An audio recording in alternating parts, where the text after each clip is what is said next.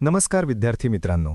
आज आपण अर्थशास्त्र विषयातील बोर्ड परीक्षेसाठी महत्त्वाचा असणारा प्रश्न म्हणजे मागणीचा नियम अभ्यासणार आहोत.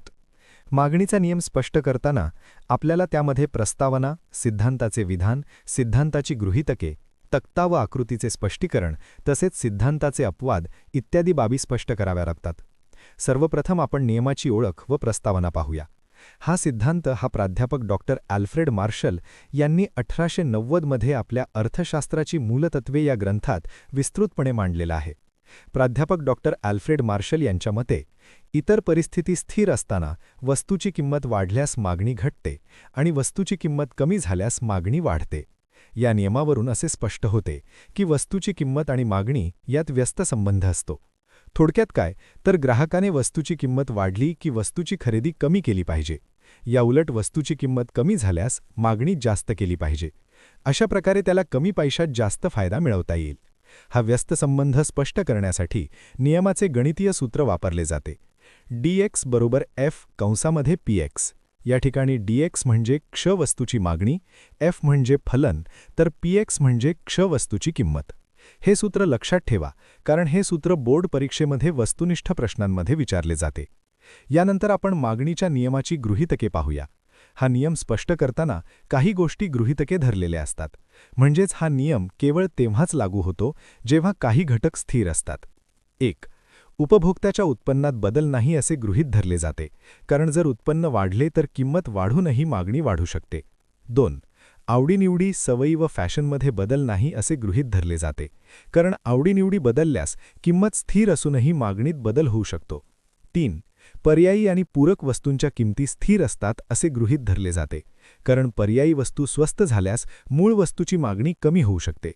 उदाहरणार्थ, कॉफीची किंमत मोठ्या प्रमाणात वाढल्यास ग्राहक कॉफीची खरेदी कमी करून चहाच्या वाढलेल्या किमतीला चहाची खरेदी कमी करण्याऐवजी जास्त करतील.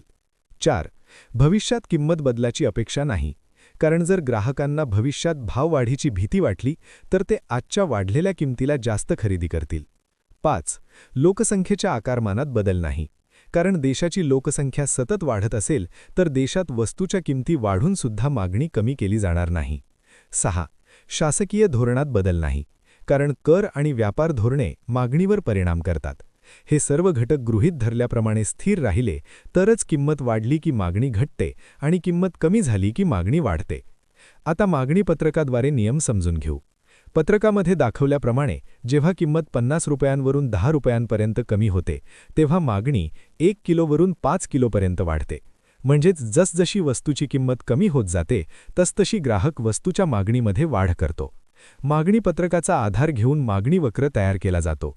आपण जर आकृतीचे निरीक्षण केले तर आपल्याला लक्षात येईल की तक्त्यामध्ये सांगितल्याप्रमाणे 50 रुपये किंमत असताना मागणी 1 किलो केली जात होती, परंतु त्यानंतर किंमत 50 रुपयांवरून 40, 30, 20, 10 रुपये अशी अनुक्रमे कमी होत गेल्यास मागणीमध्ये 1 किलोवरून 2, 3, 4, 5 किलो अशी वाढ झालेली दिसून येते. पुढीलप्रमाणे आपल्याला आकृतीचे स्पष्टीकरण सोप्या भाषेत सांगता येईल. जसे की वरील आकृतीत अ अक्षावर वस्तूची मागणी व य अक्षावर वस्तूची किंमत दर्शविलेली आहे.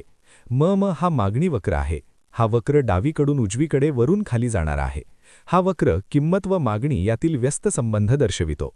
कोणत्याही सिद्धांताचा शेवटचा भाग म्हणजे सिद्धांताला असणारे अपवाद. नियमाचे अपवाद म्हणजे जेव्हा किंमत वाढूनही मागणी वाढते. पहिला अपवाद आहे गिफेनचा विरोधाभास, म्हणजे कनिष्ठ दर्जाच्या वस्तू यांना गिफेन वस्तूसुद्धा म्हणतात. या कनिष्ठ दर्जाच्या वस्तूंच्या बाबतीत किंमत कमी होऊनसुद्धा मागणी वाढत नाही. 2. जीवनावश्यक वस्तू जसे की मीठ, औषधे इत्यादी वस्तूची किंमत वाढली तरी मागणी कमी केली जात नाही, तर ती स्थिर राहते. 3.